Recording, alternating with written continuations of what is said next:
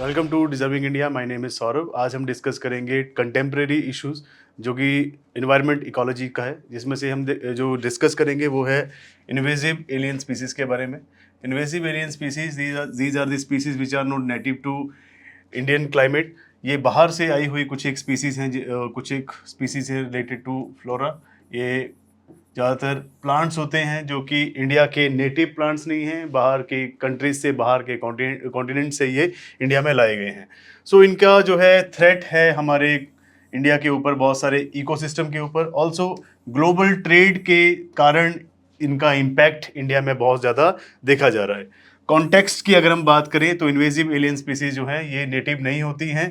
क्योंकि ये नेटिव नहीं है तो इसके कारण बहुत से इंडिया में जो हमारे अदर प्लांट्स हैं उनकी ग्रोथ के ऊपर ये बहुत ज़्यादा इम्पैक्ट डालती हैं। नेटिव ना होने के कारण these are not easily banned by government.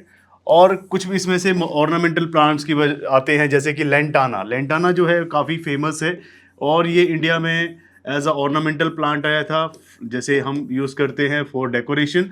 और लेंटाना एक बुश ग्रास है जो कि बहुत ज़्यादा ईजिली ग्रो कर जाती है। इसकी जो स्ट्रेंथ है ग्रोथ की बहुत ज़्यादा फास्ट है और हिमालयन स्टेट्स में ये बहुत ज़्यादा इसकी मात्रा देखी जाती है। और लेंटाना को डिस्ट्रॉय करने के लिए ऐसा माना जाता है कि लगभग ₹300 करोड़ जस्ट कुछ एक स्टेट्स में ही लग जाएगा। सो ये बहुत बड़ा इम्पैक्ट डालता है हमारी बायोडाइवर्सिटी के ऊपर, हमारे इकोसिस्टम के ऊपर। ऑल्सो ये जो इन्वेजिव एलियन स्पीसीज़ हैं ये हमारे नियर बाय जितने भी हमारे नेटिव प्लांट्स हैं उनकी ग्रोथ को हैम्पर करती हैं।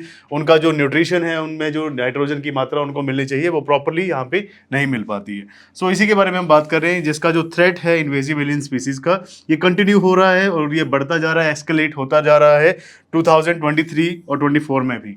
और ज़्यादातर इसका जो इम्पैक्ट पड़ता है because of climate change and global trade. तो ग्लोबल ट्रेड के कारण जो है बहुत सारी इन्वेजिव स्पीसीज इंडिया में एंटर हुई और उन्होंने यहाँ पे अपनी ग्रोथ करना स्टार्ट कर दी। क्लाइमेट चेंज के कारण भी बहुत सारे इम्पैक्ट पड़ रहे हैं इन इन्वेजिव एलियन स्पीसीज के। ये नॉन नेटिव ऑर्गेनिजम्स हैं जिनको अनइंटेंशनली या फिर डिलिबरेटली जो है बाहर से लाया गया है, अदर कंट्रीज से, अदर कॉन्टिनेंट से। और ये हमारे नेटिव रेंज में बहुत ज़्यादा जल्दी ग्रो करती हैं और इसका हमारे ऊपर इकोलॉजिकल, इकोनॉमिकल और हेल्थ इम्प्लीकेशन बहुत ज़्यादा हैं। अगर हम बात करें सिर्फ पारिस्थितिक तंत्र में तो उसमें भी इसका इम्पैक्ट पड़ता है। आर्थिक और हमारे स्वास्थ्य के ऊपर भी बहुत ज़्यादा इसके इम्प्लीकेशंस हैं। तो यही नेटिव एलियन स्पीसीज जो हैं उनको ये बर्बाद कर रहे हैं।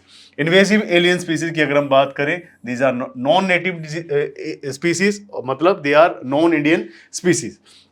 ग्लोबलाइजेशन के कारण और ट्रेड के इंक्रीज होने के कारण इनकी जो ग्रोथ है बहुत ज़्यादा इंक्रीज हुई है। यहाँ पे जो ये हमने IAS लिखा है, that is invasive alien species, और ये बहुत ज़्यादा जो है थ्रेट जनरेट कर रही हैं टू आर हमारा बायोडाइवर्सिटी के ऊपर। तो ये जैव विविधता जो है हमारी, बहुत सारे जो प्लांट्स हैं, बहुत सारे जो हमारी फ्लोरा की स्पीसीज हैं, उनको ये बहुत ही बुरी हाल से थ्रेट कर रही हैं।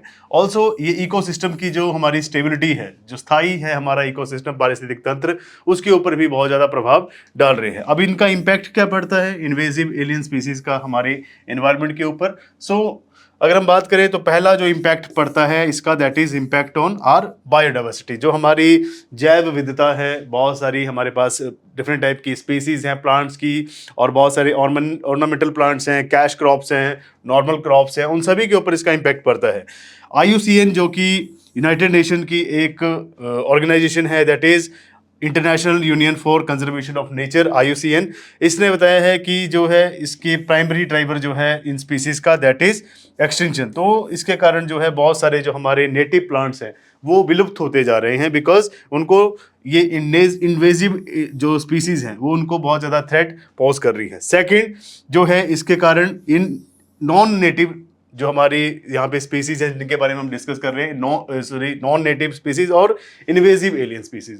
जो इन्वेजिव एलियन स्पीसीज हैं ये हमारी नेटिव प्लांट्स के ऊपर, हमारे देशी जो हमारे स्वदेशी प्लांट्स हैं उनकी ग्रोथ को तो हैम्पर कर रही हैं, उसके साथ साथ में यहाँ पे हैबिटेट जो है, जो हमारा नेटिव स्पीसीज का हैबिटेट है, उसको भी डिस्ट्रॉय कर रहे हैं। नेक्स्ट जो इसका इम्प्लीकेशन है on our ecosystem, that is economic and health implications. तो इससे बहुत सारे हेल्थ और इकोनॉमिक इम्प्लीकेशंस भी हैं। फर्स्ट ऑफ ऑल, ये इकोनॉमिक कॉस्ट बहुत ज़्यादा हाई होती है बिकॉज ये एग्रीकल्चर को इम्पैक्ट करती है। जितने भी ये इन्वेजिव स्पीसीज हैं, ये हमारे जो देसी प्लांट्स हैं, हमारी फसलें हैं, उनको ख़राब करते हैं। ऑल्सो फिशरीज़ को भी ख़राब करते हैं। जो हमारा फिशरीज हमारा ये उद्योग है उसके ऊपर भी, ऑल्सो इंफ्रास्ट्रक्चर के लिए ये बहुत ज़्यादा हानिकारक है। फॉर इंस्टेंस हमारे पास एक एग्जांपल है दैट इज़ जेब्रा मुजिल, और ये नॉर्थ अमेरिका से मैं यहाँ पे इसके बहुत ज़्यादा डैमेज हुआ है इसके कारण, और ये वाटर इनटेक काफ़ी करता है। तो जितने भी हमारे ये नेटिव स्पीसीज होती हैं उनको जो वाटर की कैपेसिटी चाहिए उसको ये इन्वेजिव एलियन स्पीसीज जो है हैम्पर करती हैं। ऑल्सो उसको जो न्यूट्रिशन चाहिए, डिफरेंट टाइप के न्यूट्रिएंट्स जो चाहिए, उनको भी ये ईजिली ख़त्म कर देता है। सो इसके कारण हमारी जो नेटिव स्पीसीज हैं वो डिस्ट्रॉय होती जाती हैं, वो एक टाइप से विलुप्त होती जाती हैं। वे फॉरवर्ड क्या है इसमें आगे का हमारे लिए क्या एक रास्ता है जिसके थ्रू हम इसे ठीक कर सकते हैं जो हमारे नेटिव स्पीसीज को, प्लांट्स को ये हानि पहुंचा रहा है। सो पहला जो इसमें हमारे पास ऑप्शन है that is prevention and early detection. जब भी कोई नेटिव स्पीसीज को हार्म करने वाली इन्वेजिव एलियन स्पीसीज आती हैं तो हमें उनको ईजिली डिटेक्ट करना चाहिए टाइम से पहले, और उसका प्रिवेंशन, उसके लिए हमें कुछ एक प्रिवेंशन भी करने चाहिए। जैसे कि हमें बायोसिक्योरिटी मेजर्स रखने चाहिए पोर्ट्स के ऊपर। बायोसिक्योरिटी मेजर्स का मतलब क्या है कि अगर किसी भी एयरपोर्ट के ऊपर या हमारे वाटर जो पोर्ट्स होते हैं, बंदरगाह जो होते हैं, अगर वहाँ पे कोई भी ऐसा बायो प्लांट या फिर कोई अदर स्पीसीज आती हैं तो उनको हमें पोर्ट्स पे ही डिटेक्ट कर लेना चाहिए, चाहे वो एयरपोर्ट्स के थ्रू हो। ऑल्सो बॉर्डर्स के थ्रू भी अगर कोई ऐसी इन्वेजिव एलियन स्पीसीज इंडिया में लाई जा रही हैं अदर कॉन्टिनेंट से या फिर अदर नेशनलिटी से या फिर अदर कंट्रीज से, तो उसे हमें पहले डिटेक्ट करना चाहिए, चाहे वो इंटेंशनली लाई जा रही हो या फिर अनइंटेंशनली लाई जा रही हो, उसको हमें वहाँ पे इंडिया में एंटर करने से पहले रोक देना चाहिए। सेकंड जो पॉइंट है हमारे पास, हमें इसका एक कंट्रोल करना है और इसे इरेडिकेट करना है। पहले हमें इसके ऊपर एक नियंत्रण बनाना है, और सेकंड अगर नियंत्रण से बाहर है तो हमें इसे इरेडिकेट करना है, इसको हमें ख़त्म कर देना चाहिए। सो इम्प्लीमेंट करने चाहिए हमें कंट्रोल मेजर्स, हमें इसके लिए कुछ एक स्टेप्स उठाने चाहिए ताकि इसका नियंत्रण किया जा सके। हम इसका मैकेनिकल रिमूवल भी कर सकते हैं, मतलब इनको मैकेनिकली उखाड़ सकते हैं। ऑल्सो केमिकल ट्रीटमेंट भी किया जा सकता है जिसके थ्रू हम इसके जो स्ट्रक्चर है केमिकल उसको भी चेंज कर सकते हैं। बायोलॉजिकल कंट्रोल भी किया जा सकता है, इसके जीन्स में चेंजेस किए जा सकते हैं ताकि ये आने वाले टाइम में हमारे जो नेटिव स्पीसीज हैं उनके ऊपर एक नेचुरल प्रीडेटर्स की तरह काम ना करे, ना कि एक पैथोजेंस की तरह काम करे, ताकि जितने भी हमारी जो ये पॉपुलेशन इंक्रीज हो रही है इन्वेजिव एलियन स्पीसीज को, उनको ईजिली कंट्रोल किया जा सके। थर्ड जो पॉइंट है that is public awareness and education. लोगों में एक जो है अवेयरनेस जो है उसको बढ़ाने की ज़रूरत है, उनको एजुकेट करने की ज़रूरत है कि जो इन्वेजिव एलियन स्पीसीज़ हैं ये हमारे नेटिव प्लांट्स के लिए, हमारी कैश क्रॉप्स के लिए, हमारी नॉर्मल फूड क्रॉप्स के लिए हानिकारक है। सो अगर हम एक प्रोग्राम चलाते हैं regarding public awareness and education, तो गवर्नमेंट, इंडस्ट्रीज़ और साथ साथ पब्लिक, और उसके साथ साथ में कुछ एक जो रिस्क हैं इन्वेसिव एलियन स्पीसीज के, ये सभी जो है हमें एक टाइप से इंडिविजुअल फॉर्म में, ऑल्सो ऑर्गेनाइजेशनल फॉर्म में हमें जो है इससे आगे से आगे इसकी अवेयरनेस रेज करने की ज़रूरत है। इसमें एक केस स्टडी है that is regarding brown tree snake in Guam. Guam एक सिटी है, एक कंट्री है, ये ओशियाना में पाई जाती है। ओशिनिया मतलब एक continent that is near to Australia.